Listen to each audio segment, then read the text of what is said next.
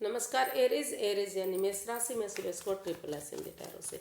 तो आज हम एरिज यानी मेष राशि की सिंगल्स के लिए लव रीडिंग करेंगे। जो सिंगल हैं या किसी भी रीज़न से अपने आप को सिंगल मानते हैं, ये रीडिंग उनके लिए है। और ये जनरल होने के कारण रेजोनेट हो भी सकती है, नहीं भी हो सकती। जिस पर जितनी रेजोनेट होती है प्लीज़ आप एक्सेप्ट कर सकते हैं। सनसाइन मूनसाइन दोनों से देखी जा सकती है। अगर आप पर्सनल रीडिंग चाहते हैं तो नीचे डिस्क्रिप्शन बॉक्स में डिटेल्स दी गई हैं, वहाँ जाकर चेक कर सकते हैं। जो भी कन्फ्यूजन डाउट है व्हाट्सएप मैसेज के जरिए आप क्लियर कर सकते हैं। तो इसमें सबसे पहले हम आपका जो है ओवरऑल एनर्जी देखेंगे कि इस सप्ताह क्या रहने वाली है। फिर देखते हैं कि आपका रिसेंट पास्ट जो रहा है वो कैसा रहा है।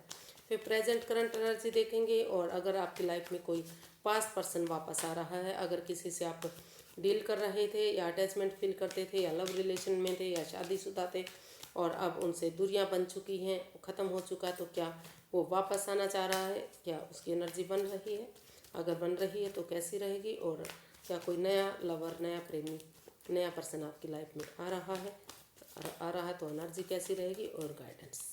तो सबसे पहले चले देखते हैं ओवरऑल एनर्जी आपकी कैसी रहने वाली है इन दिनों। टेम्परेंस। तो जो आपकी लाइफ में बैलेंस नहीं बन पा रहा था, पास्ट में जो आप जिस चीज़ से आप अप एंड डाउन जा रहे थे, आपको लग रहा था स्टेबिलिटी नहीं आ रही है, या फिर आप जिस चीज़ के लिए बहुत ज़्यादा गुस्सा करते थे, एंगर में रहते हैं, टेम्पर में रहते थे, वहाँ कहीं ना कहीं उस पर अपने इमोशंस पर, अपने गुस्से पर कंट्रोल करते नज़र आएंगे। उन चीज़ों को छोड़ते हुए आप यूनिवर्स की ब्लेसिंग्स के साथ महसूस करेंगे कि अगर आप गुस्से को, एंगर को छोड़ देंगे, इमोशंस ज़्यादा ओवर इमोशनल नहीं रहेंगे और प्यार से, प्रेम से दूसरों के साथ पेश आते हैं, और तो जो है हर जगह स्टेबिलिटी मिल सकती है, खुशहाली मिल सकती है, लव लाइफ में यूनिवर्स की ब्लेसिंग्स मिल सकती हैं, और जो आपका रिश्ता अब तक नहीं बन पा रहा था वहाँ आप स्टेबल होते नज़र आ सकते हैं। मतलब चीज़ों पर बैलेंस बनता आपका नज़र आएगा, खुद पर फोकस करते नज़र आएंगे। जो गुस्सा, एंगर है जो, वहाँ आप कंट्रोल करते नज़र आएंगे, खुद पर, अपने इमोशंस पर, अपने गुस्से पर, अपने चीज़ों पर, जिस चीज़ की वजह से आप परेशानी में, दुविधा में रहे हैं, बैलेंस नहीं बन पाया है, वहाँ कहीं ना कहीं बैलेंस बनता दिखाई दे रहा है। देख लेते हैं कि जो रिसेंट पास्ट आप का बीता है वो कैसा रहा है।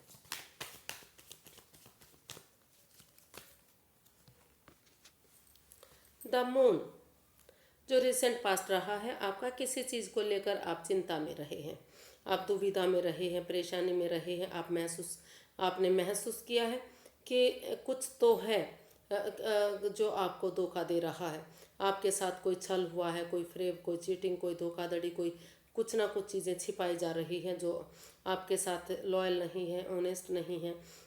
कोई हेरा फेरी, कोई धोखाधड़ी आपके साथ हो रही है, ऐसा आप महसूस करते रहे। उन चीज़ों को लेकर आप डर में रहे हैं, और या फिर हो सकता है कि कोई ऐसा पर्सन आपकी लाइफ में था जो थर्ड पार्टी सिचुएशन का काम कर रहा था आपके रिश्ते में, या आप के बीच में कोई ना कोई जहर घोलने का काम कर रहा था। तो ऐसे पर्सन से आपको, अगर आपने कोशिश की है, हो सकता है कि आपका रिसेंट पास जो बीता है, जो लंबे समय से आप परेशानी में थे, ओवर थिंकिंग, ओवर कंट्रोल में थे, या फिर चीज़ें आपके लिए बोझिल बनती जा रही थी, आप सोच सोच कर रिश्ते को भारी भरकम बनाते जा रहे थे, तो हो सकता है कि कहीं ना कहीं आपने मन बना लिया कि जब तक आप उन चीज़ों को नहीं छोड़ेंगे तब तक आपको दुविधा होती रहेगी, परेशानी होती रहेगी, पनौती आती रहेगी। तो उन चीज़ों से शायद हो सकता है कि कुछ केसेस में उन चीज़ों से भी बाहर आपने निकलने की कोशिश की है। जो बहुत लंबे समय से आप जद्दोजहद कर रहे थे, जिन चीज़ों से आप निकल नहीं पा रहे थे, तो वहाँ भी आपने मन बनाया कि बजाय के दूसरे पर्सन की बातें मानने के, आमने सामने बातें की जाएं, और जो भी स्ट्रेस चीज़ें दे रही थी उन चीज़ों से आप कुछ हद तक बाहर निकले हैं। देख लेते हैं प्रेजेंट करंट एनर्जी आपकी कैसी रहने वाली है।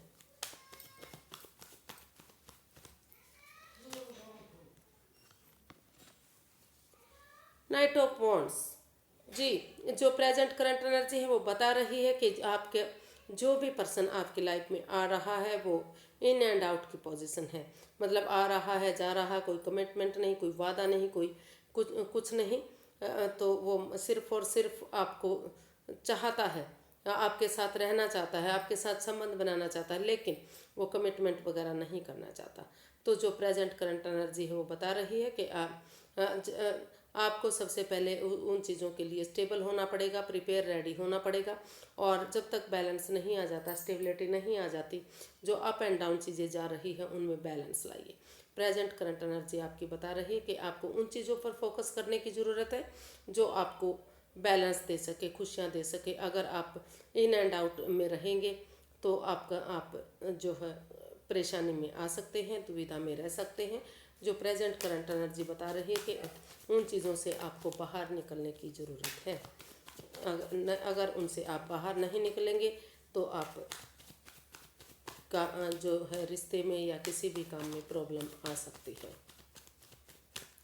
तो आपको संभल कर चलने की ज़रूरत है, सोच विचार कर संभलने की ज़रूरत है। जो इन एंड आउट की पोजीशन है उससे बाहर निकलते हुए कमिटमेंट वगैरह करने की ज़रूरत है, तभी आपका प्रेजेंट जो है अच्छा जा सकता है, बैलेंस बन सकता है, स्टेबिलिटी आ सकती है।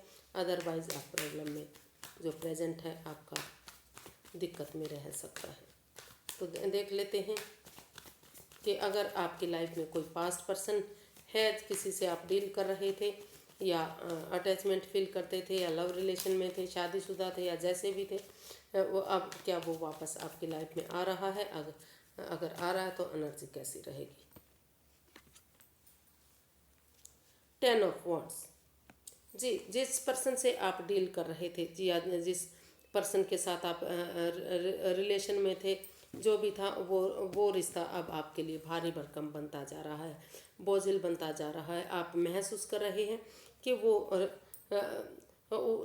आप फिजिकली और मेंटली उस रिश्ते से डिस्टर्ब होते जा रहे हैं, या फिर सामने वाला पर्सन ऐसा महसूस कर रहा है कि अगर वो लाइफ में आया तो ये रिश्ता आपके लिए बोझ हो सकता है, परेशानी आ सकती है, दुविधा में रह सकते हैं। तो जो पुराना पर्सन है वो अभी महसूस कर रहे हैं कि उन्हें पहले या तो बैलेंस लाना चाहिए, या जो भी परेशानी है इस रिश्ते में, जो भी दुविधाएं हैं, परिवार के साथ, फैमिली के साथ बांटनी चाहिए। वन बाय वन करके, स्टेप बाय स्टेप करके अगर इन परेशानियों को, इन दुविधाओं को बांटा जाता है, फिर इस रिलेशन में आते हैं तो कहीं ना कहीं बात बन सकती है। अदरवाइज जो है जो पास्ट पर्सन है अभी इन चीज़ों से अपने आप को बोझ, इस रिश्ते को बोझ मान रहा है, बर्डन मान रहा है। अभी उसका आने का कोई इरादा इस रिश्ते में दिखाई नहीं दे रहा है, और अगर आ भी जाता है तो वो सिर्फ और सिर्फ आपको परेशानी दे सकता है। अगर आप दोनों मिलकर एक दूसरे के साथ उन चीज़ों को ख़त्म नहीं करते, मतलब स्टेप बाय स्टेप करके उन रेस्पॉन्सिबिलिटीज़ को, उन जिम्मेदारियों को एक दूसरे के साथ शेयर नहीं करते, तो ये रिश्ता आपके लिए भारी भरकम बोझिल हो सकता है। तो अभी फ़िलहाल नहीं दिखाई दे रहा है कि कोई पास्ट पर्सन आपकी लाइफ में आ सकता है, क्योंकि अभी वो इस रिश्ते को बोझ मान रहा है, बर्डन मान रहा है, रेस्पॉन्सिबिलिटीज़ मान रहा है। तो देख लेते हैं कि क्या कोई नया लवर, नया प्रेमी या फिर नया पार्टनर आपकी लाइफ में आ रहा है रिलेशन के लिए। 8 ऑफ कप्स। नहीं, अभी आप over thinking, over control, over stress में हैं, अभी आप प्रॉब्लम में हैं, ओवर थिंकिंग। आप जो भी पर्सन आपके लाइफ में अगर आ भी जाता है तो वो रिश्ता आप का खराब हो सकता है, बर्बाद हो सकता है। तो ऐसे रिश्ते से आपको लेट गो कर देना चाहिए, शुरू में ही अलविदा कर देना चाहिए, क्योंकि ऐसा पर्सन रिश्ते में पनौती दे सकता है, बाधाएं दे सकता है, रुकावटें दे सकता है, चीज़ रिश्ते को, लाइफ को बर्बाद खराब कर सकता है। तो अभी नहीं दिखा कोई नया या पास्ट कोई भी पर्सन अभी आपकी लाइफ में आता दिखाई नहीं दे रहा है। उसकी कोई भी, किसी भी पर्सन की एनर्जी आपकी लाइफ में नहीं आ रही है। अगर कोई पर्सन आपकी लाइफ में आ भी जाता है तो वो बहुत जल्दी आपके साथ रिश्ता ख़त्म करेगा और वापस जाएगा। तो इससे अच्छा है कि आप अभी ये रिश्ता बनाओ ही ना उनके साथ, क्योंकि जो एनर्जी है वो पॉजिटिव नहीं है, काफ़ी परेशानी भरी है, काफ़ी पनौती भरी दिखाई दे रही है। जिनके साथ भी अगर कोई पर्सन ऐसा आता है और आपके साथ रिश्ता बनाना चाहता है तो फिलहाल के लिए आपको वो रिश्ता एक्सेप्ट नहीं करना चाहिए, क्योंकि वो रिश्ता आपको परेशानी में डाल सकता है। तो देख लेते हैं कि यूनिवर्स की गाइडेंस क्या है।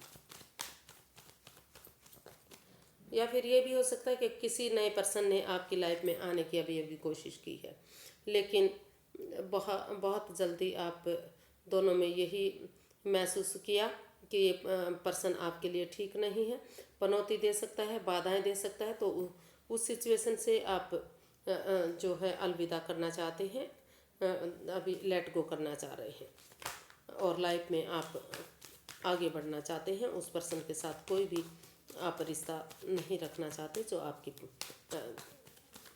लाइफ में आ रहा है इन दिनों। तो उन चीज़ों से लेट गो कीजिएगा, उनसे बाहर रहिएगा। गाइडेंस देख लेते हैं यूनिवर्स की गाइडेंस क्या रहने वाली है इन दिनों। 2 ऑफ पेंटिकल्स। तो यूनिवर्स ही गाइड करना चाह रहे हैं कि आप दुविधा में मत रहिए, जिग जैग मत करिए, जगलिंग फेज में मत रहिए।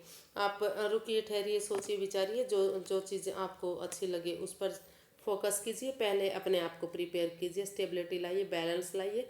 जब आप स्टेबिलिटी लाएंगे, बैलेंस लाएंगे और एक रुक कर ठहर कर सोच विचार करके एक डिसीजन लेंगे, तो तभी आप आगे बढ़ सकते हैं। क्योंकि आप के पास दो ऑप्शन हो सकते हैं, शायद लव लाइफ का भी हो सकता है और जॉब बिजनेस के लिए भी हो सकता है।